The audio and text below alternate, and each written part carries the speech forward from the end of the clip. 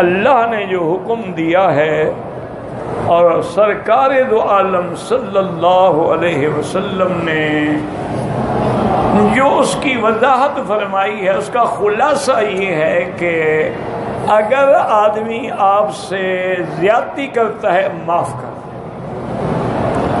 یہ معاف کرنا جو ہے بہت بڑی بہادری ہے۔ انتقام لینا بہادری نہیں ہوتا، معاف کر دینا بہادری۔ اور اسی طرح اگر کسی نے آپ سے اپنا تعلق توڑا ہے تو تم اس سے تعلق جوڑنے کی کوشش کرو۔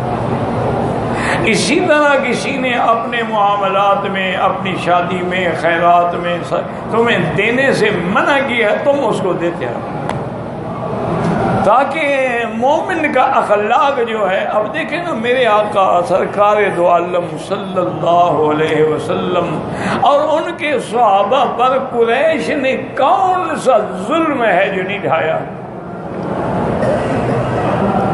یعنی صحابہ کو پھانسیوں پہ لٹکایا گیا، صحابہ کو انگاروں پہ سلایا گیا، صحابہ کو تپتے ہوئے پتھروں پہ لٹا کے ان کے سینوں پہ پتھر رکھے گئے، صحابہ پہ کوڑے برسائے گئے، اور صحابہ کو اتنی مارا گیا نعوذ باللہ کہ ایک بی بی تھی، اس بیچاری کی تو آنکھیں چلی گئی۔ اسی طرح بی بی سمیہ جو اسلام کی سب سے پہلی مجاہدہ بھی ہے، شہید بھی ہے، اس کو ظالم ابو جہل نے یعنی 2 اونٹ بڑے سکھلائے ہوئے اور طاقت والے بلائے، ایک ٹانگ میں رسہ ڈال کے ایک اونٹ سے باندھا اور ایک ٹانگ میں رسہ ڈال کے دوسرے اونٹ سے باندھا، اور ان کو سمجھایا کہ جب میں اشارہ کروں تو دونوں اونٹوں کو دوڑا دو۔ دونوں اونٹوں کو دوڑایا تو بی بی جو تھی نا وہ درمیان میں، اور اس کے درمیان میں نیزہ بھی مارا، بی بی 2 ٹکڑے ہو۔ اس سے بڑا ظلم کوئی ہو سکتا ہے؟ یعنی وہ کون سا ظلم ہے؟ اسی لیے میرے آقا نے فرمایا کہ اشد ایذاء الانبیاء ثم الامثل فالامثل، سب سے زیادہ تکلیفیں انبیاء کو آتی، اس کے بعد جیسے جیسے کسی کا درجہ ہے اسی طرح تکلیفیں آتی، اور ساتھ یہ بھی فرمایا کہ انی اوذیت فی سبیل اللہ، اللہ کے راستے میں جو میں تکلیف دیا گیا ہوں، لم یؤذ نبی قبلی قط، مجھ سے پہلے کسی پیغمبر کو اتنی تکلیفیں نہیں ملی۔ یعنی اس سے بڑی بات کیا ہے کہ حضور صلی اللہ علیہ وسلم حرم میں ما بین الرکنین، یعنی حجر اسود اور رکن یمانی کے درمیان حضور نماز، ہمیشہ حضور یہاں نماز پڑھتے تھے، اور اس کی وجہ یہ تھی کہ اس وقت قبلہ تھا بیت المقدس، حضور جب یہاں کھڑے ہوتے تھے یہ کعبہ بھی درمیان میں آ جاتا کیونکہ بیت المقدس اسی طرف ہے، تو حضور کی ایک تمنا ہوتی تھی دل میں کہ کاش یہ کعبہ مجھے مل جائے، لیکن جب تک اللہ کا حکم نہ ہو تو حضور اپنی طرف سے تو نہیں بدل سکتے۔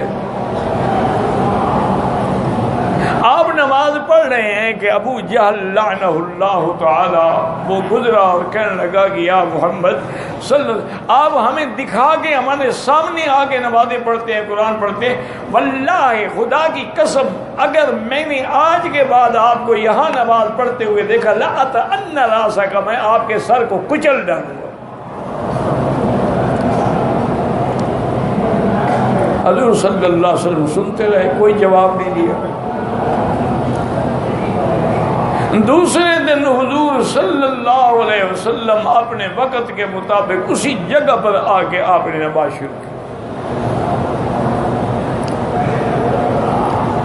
ابو جہل ملعون گیا اور بڑا ایک پتھر اٹھا کے لایا کہ حضور صلی اللہ علیہ وسلم جب سجدے میں جائیں گے نعوذ باللہ تو میں آپ کے سر پہ ڈال کے آپ کو کچل دوں گا۔ اور قریش بھی دیکھ رہے ہیں، جن جن لوگوں کو پتہ لگا وہ بھی تماشبین بنے ہوئے ہیں۔ ابو جہل آ رہا ہے، جب حضور کے قریب آیا تو فوراً پیچھے ہٹا، وہ پتھر بھی گر گیا اور کانپتا کانپتا پیچھے ہٹ گیا۔ تو لوگوں نے کہا کیا بات ہے؟ انہوں نے کہا خدا کی قسم بینی و بینہ خندقا من نار، میرے اور حضور کے درمیان تو آگ کا دریا چل رہا تھا، اگر آگے جاتا تو میں جل جاتا۔ حضور صلی اللہ علیہ وسلم کی اللہ نے حفاظت کی۔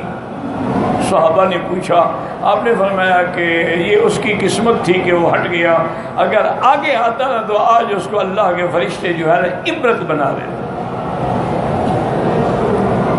لیکن یہ ساری تکلیفیں حضور پاک نے برداشت کی۔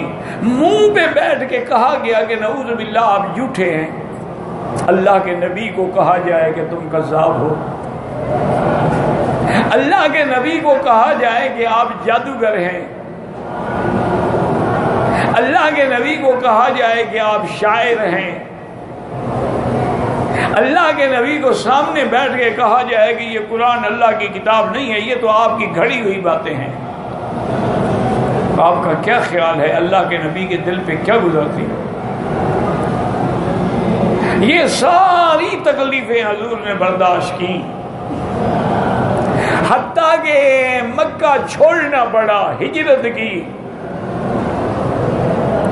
حضور پاک عمرے کے لیے آئے تو کافروں نے نہیں آنے دیا، بغیر عمرے کے حضور صلی اللہ علیہ وسلم نے احرام کھولا اور دم احسار ذبح کیا اور واپس مدینہ شریف تشریف لے گئے۔ اگلے سال حضور قضا عمرے کے لیے تشریف لائے، چونکہ قاعدہ ہے کہ اگر عمرہ نہ ہو سکے، احرام کھل جائے تو دم بھی دو اور عمرہ قضا بھی کرو۔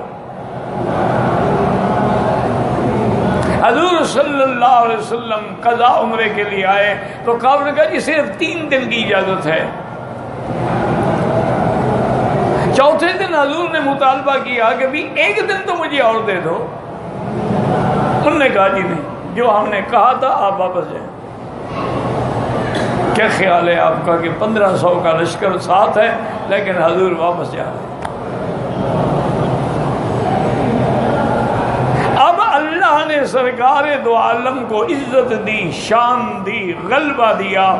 ایک وہ وقت بھی آیا کہ جب ہجرت کے لیے ماں سوائے ابو بکر کے آپ کے ساتھ کوئی نہیں تھا رضی اللہ عنہ۔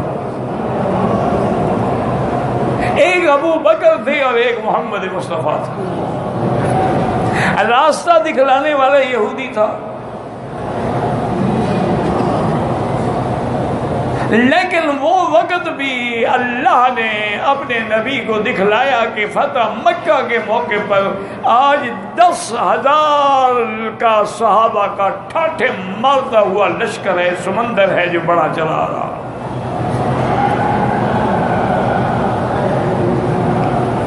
اور آج آپس میں صحابہ کہہ رہے ہیں کہ اچھا آج انشاءاللہ ہم گن گن کے قریش سے بدلے لیں گے، لا قریش بعد اليوم، آج قریش کو مٹا ڈالیں گے، آج کے بعد کوئی قریشی بچے گا ہی نہیں۔ لیکن شان والے نبی کی شان دیکھیں کہ جب حضور محرم کے قریب آئے، آپ نے اپنی فوج کو تقسیم کیا، میسرہ، میمنہ اور وسط میں، درمیان میں حضور پاک آئے، اور میمنہ پہ آپ نے حضرت خالد بن الولید کو رکھا۔ اور آج مکے والے حیران ہو کے دیکھ رہے ہیں۔ حضرت عباس ابو سفیان کو لے کے حضور کے دروازے پہ حاضر ہوئے، خیمے پہ حاضر ہوئے، انہوں نے کہا یا رسول اللہ اس کو میں نے امان دے دی ہے۔ آپ نے کہا تم نے امان دی ہے تو میں بھی امان دیتا ہوں۔ ابو سفیان نے کہا حضور مجھے کلمہ پڑھا دے۔ یہ وہ آپ کا چاچا بھی ہے اور سب سے بڑا دشمن ہے جیسے جنگ احد میں شکست دی ہے۔ حضور نے فرمایا کلمہ پڑھ لو بس ہمارے بھائی۔ حضرت عباس نے کہا کہ یا رسول اللہ یہ آپ کا چاچا ہے، مکے کا سردار ہے، اس کو تھوڑی عزت بھی دیں، عزت والے کو عزت دیں۔ حضور پاک نے اعلان کر دیا کہ من دخل المسجد الحرام فلہ امان، جو مسجد الحرام میں داخل ہو جائے امان۔ من القى السلاح فلہ امان، جو اپنے ہتھیار پھینک دے اس کو امان۔ من اغلق بابہ، جو آدمی گھر میں داخل ہو کے دروازہ بند کر لے اس کو امان. من دخل دار ابی سفیان فلہ امان، اور جو ابو سفیان کی حویلی میں داخل ہو جائے اس کو بھی امان. پورے مکے میں امان امان امان. صحابہ کہتے ہیں تو کوئی بندہ بھی نہیں قتل ہوا، صرف لڑائی ہوئی تھوڑی سی حضرت خالد کی اور اکرمہ کی، اور کوئی لڑائی نہیں ہوئی. اور وہ لڑائی کہاں ہوئی تھی؟ جب آپ جاتے ہیں نا جی قبرستان جنت المعلا کے لیے، دائیں ہاتھ پہ ہے شیب مالک، اس میں جب آپ جائیں تو آگے ایک جگہ آتی ہے، ایسے چڑھائی ہے، چڑھائی سے اترے تو اس کو کہتے ہیں خندمہ. آج کل وہ محلہ کہلاتا ہے خانسا. تو وہ خندمہ کی جگہ پہ تھوڑے ٹکرا گئے. یعنی حضرت خالد بھی، چونکہ خالد مجاہد تھا اور خالد کمانڈر تھا، اکرمہ بھی ایک بہادر باپ کا بہادر بیٹا تھا، اس کا بھی خون کھول رہا تھا، تو لڑائی ہو گئی لیکن اکرمہ بھاگ گیا. تو اب صحابہ حیران کھڑے ہیں کہ آج تو ہم نے بدلہ لینا تھا، حضور نے تو سب کو امان دے دی. تو یہ ہے وہ بات جو اللہ کا حکم تھا کہ واعف عمن ظلمک، اس کو معاف کر دو جس نے آپ پر ظلم کیا. جب سارے سردار آج قیدی کی حیثیت میں حضور کے سامنے کھڑے ہیں،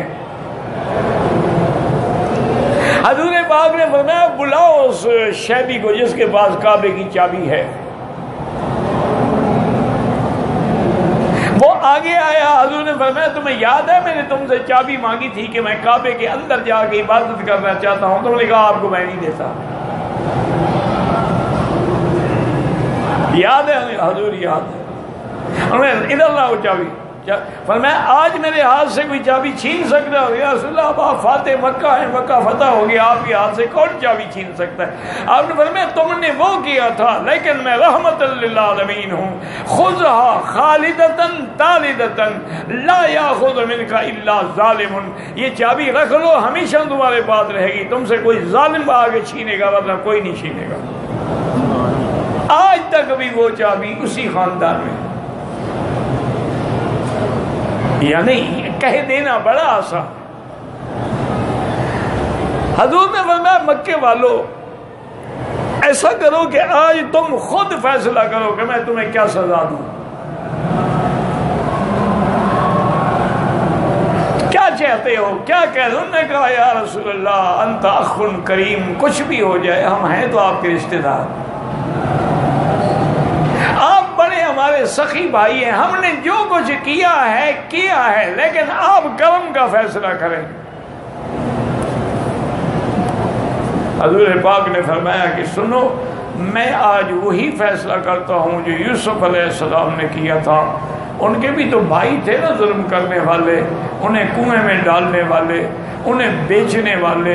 تو انہوں نے کہا تھا کہ لا تثریب علیکم اليوم، آج کے بعد تمہیں میں تانا بھی نہیں دوں گا. لہذا میں بھی کہتا ہوں لا تثریب علیکم اليوم، ہم بھی آپ کو انتم الطلقاء، جاؤ تم سب آزاد. یعنی یہ بھی نہیں کہا بھی کلمہ پڑھو. کیوں؟ کلمہ دل سے پڑھا جاتا ہے، تلوار سے تو نہیں پڑھا جاتا. پر میں انتم جاؤ تم آزاد ہو، اسلام لے آؤ مرضی، نہ لے آؤ مرضی. یہ کہہ دینا تو بڑا آسان ہے. اسی طرح جب حضرت یوسف علیہ السلام کے والدین بھی آ گئے، حضرت یوسف کو اللہ نے اس مقام پہ بھی پہنچا دیا کہ آپ مصر کے بادشاہ بن گئے، اور حضرت یوسف کو اتنی اونچی شان ملی کہ آپ کے والدین اور بھائیوں نے آپ کے سامنے سجدہ تعظیم ادا کیا. تو حضرت یوسف نے قرآن میں آتا ہے اپنے ابا سے کہا کہ یا ابت ھذا تأویل رؤیایا من قبل قد جعلها ربی حقا. ابا جان یہ میرا وہ خواب ہے جو میں نے آپ کو عرض کیا تھا، آج اس کی تعبیر آ گئی.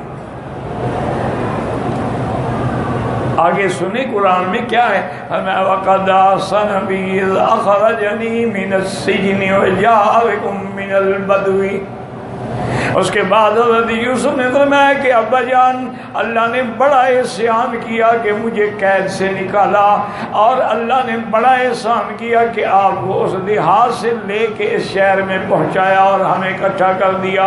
اب علماء کہتے ہیں حضرت یوسف کو تو قصہ سنانا چاہیے تھا، ابا جان آپ سے جدا ہو کے مجھے بھائی لے گئے، مجھے کنویں میں ڈال دیا، مجھے کھوٹے پیسوں میں بیچ دیا، وہاں سے بات شروع نہیں کی تاکہ بھائیوں کو تانا لگے گا، بھائی شرمندہ ہوں گے، جب سنیں گے بات تو حق ہے، لیکن کہہ چکے تھے کہ میں تمہیں تانا بھی نہیں دوں، لہذا وہ بات ہی نہیں کی۔ اب جب فرمایا وَقَدْ أَحْسَنَ بِي إِذْ أَخْرَجَنِي مِنَ السِّجْنِ، اور اللہ کا کتنا بڑا احسان ہے جس نے مجھے جیل سے نکالا۔ یہاں وہ نہیں بتایا کہ جیل میں کیوں ڈالا، نہیں، نکالنے کا ذکر تو کیا، جیل میں جانے کا ذکر نہیں کیا۔ علماء نے کہا وجہ یہ تھی کہ امراۃ العزیز کے گھر میں آپ نے پرورش پائی تھی، اگر وہ جیل کا ذکر کرتے تو اس کی بیوی پر ظلم، اس کی بیوی پر اعتراض آتا، اس کو بھی حضرت نے درگزر کر دیا، ذکر ہی نہیں کیا۔ بس اللہ نے مہربانی کی، مجھے جیل سے نکال لیا، آپ کو لے آیا۔ تو یہ ہے وہ بات کہ خذ العفو، کہ جو ظلم کرے اس کو معاف کر، یہ ہے بڑی مشکل بات، یہ ہر کوئی نہیں کر سکتا، یہ اللہ والے ہی کرتے ہیں۔ اللہ تبارک و تعالی جن کو اتنا بڑا حوصلہ دیتے ہیں، صبر دیتے ہیں، اس لیے قرآن کہتا ہے کہ لا تستوی الحسنۃ ولا السیئۃ ادفع بالتی ہی احسن فاذا الذی بینک وبینہ عداوۃ کأنہ ولی حمیم۔ اچھا حضور کے پتہ ہے معاف کرنے کا نتیجہ کیا نکلا کہ وہ ابو سفیان جو سب سے بڑا دشمن تھا، جب حنین کے تیر انداز تیروں کی بارش کر دی، صحابہ کے پاؤں اکھڑ گئے، لیکن ابو سفیان نے حضور کی بغلہ کی رکاب نہیں چھوڑی، ساتھ کھڑا، وفا کی اس نے بھی حد کر دی نا۔